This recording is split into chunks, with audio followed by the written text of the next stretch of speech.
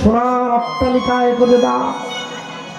দাস দাসী প্রহরী দীক্ষাকালে শিষ্য যদি করে আত্মসমর্পণ, সেই কালে আমি কৃষ্ণ তারে করি আত্মসমর্পণ। আমি তার দুঃখে দুঃখী, তার সুখে সুখী। শিশুর দেখি যে লক্ষ্য মাতৃদুগ্ধ পানে, মাতৃদুগ্ধ পানে। ওই মাতালের লক্ষ্য শুধু মদের সন্ধানে, মদের সন্ধানে। বানরের লক্ষ্য শুধু ফলেরই বাগান, ফলেরই বাগান। শকুনের লক্ষ্য শুধু ভাগাড়ের সন্ধান, ভাগাড়ের সন্ধান। শিগালের লক্ষ্য মরা লয়ে টানাটানি, টানাটানি।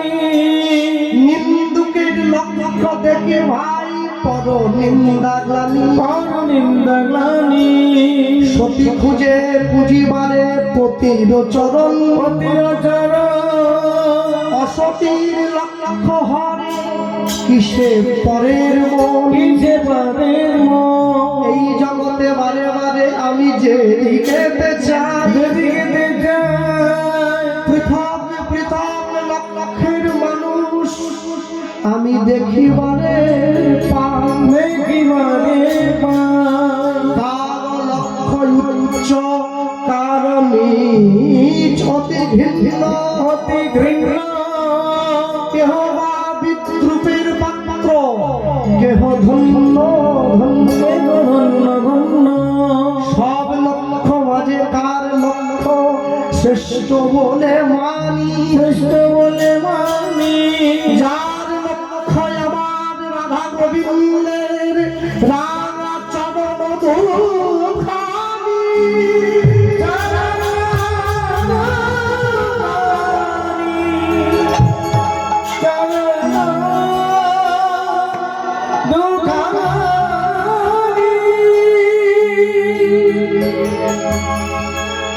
সুদামা ভগবানের ঘরে রয়েছে।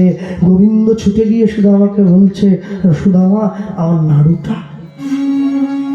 রুক্মিণী সত্যভামা তারা পাশে, প্রভু কি করছো? তুমি রাজ ঐশ্বর্যের মালিক, ষড়ৈশ্বর্যপূর্ণ ভগবান। হ্যাঁ, ঈশ্বর পরম কৃষ্ণ সচ্চিদানন্দ বিগ্রহ, অনাদি আদি গোবিন্দ সর্ব কারণের কারণম। আর তুমি কি না ভিখারি ব্রাহ্মণের কাছ থেকে নাড়ু না? আমি নাড়ু চাই নাই, আমি ভক্তিটা চেয়েছি। সুদামা আঁচলের কোচরটা গোবিন্দের হাতে দিয়েছে। গোবিন্দ তিনটে নাড়ু নিচ্ছে, ধর্ম অর্থ কাম। মোক্ষটা নিল না কেন? গোবিন্দ রেখে দিয়েছে আঁচলে। মোক্ষ ত্যাগ হয়ে গেলে সুদামা আর কৃষ্ণ বলে কাঁদবে না। তিনটে নিয়ে হ্যাঁ নিজে খেয়েছে, ভাগ করে রুক্মিণী সত্যভামার হাতে দিচ্ছে, তোমরা একটু খাও। হ্যাঁ খাও, নাম থেকে নামি বড়, তার থেকে আমি বড়, আমার চাইতে আমার ভক্ত বড়, ভক্তের চাইতে ভক্তের প্রসাদ বড়। প্রসাদ পা। হ্যাঁ এই হাতে দিই। রুক্মিণী সত্যভামা সেই প্রসাদের দানা, সেই নাড়ু বদনে তুলেছে। প্রভু, জীবনে অনেক ভালো ভালো সেবা দ্রব্য গ্রহণ করেছি, কিন্তু ভক্তের দেওয়া সেবা, ভক্তের দেওয়া দ্রব্যে যে এত স্বাদ আগে আমি কোনোদিন বুঝি না। যদি বুঝতাম তাহলে কি তোমায় ছেড়ে দিতাম? হ্যাঁ, কুরুক্ষেত্রের যুদ্ধ শেষ হয়ে গেছে। দুর্যোধন এক এক করে ভাইদেরকে হারিয়ে ফেলছে, ভাইরা মরে যাচ্ছে।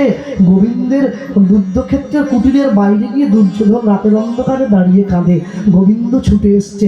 দুর্যোধন কি হয়েছে, কাঁদছো কেন? প্রভু, আমি জানি আমাকেও চলে যেতে হবে, আমি তো অসৎ সঙ্গ করছি।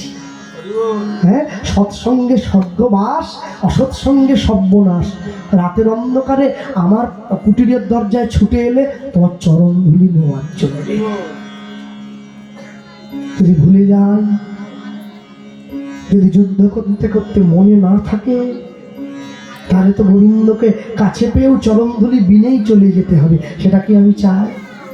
ভগবান দাঁড়িয়ে আছে, দুর্যোধন ছুটে গিয়ে গোবিন্দের চরণ ধুলি অঙ্গে বাঁধছে। হ্যাঁ, সেদিনকেই দুর্যোধনের দেহটা লোহার মতো শক্ত হয়ে গিয়েছিল, সেদিন গোবিন্দের চরণ ধুলি অঙ্গে রেখেছিল। মা গান্ধারী চোখের পট্টি খুলে তাকিয়েছে, ওটা অনেক পরে, আগে এই দেহটা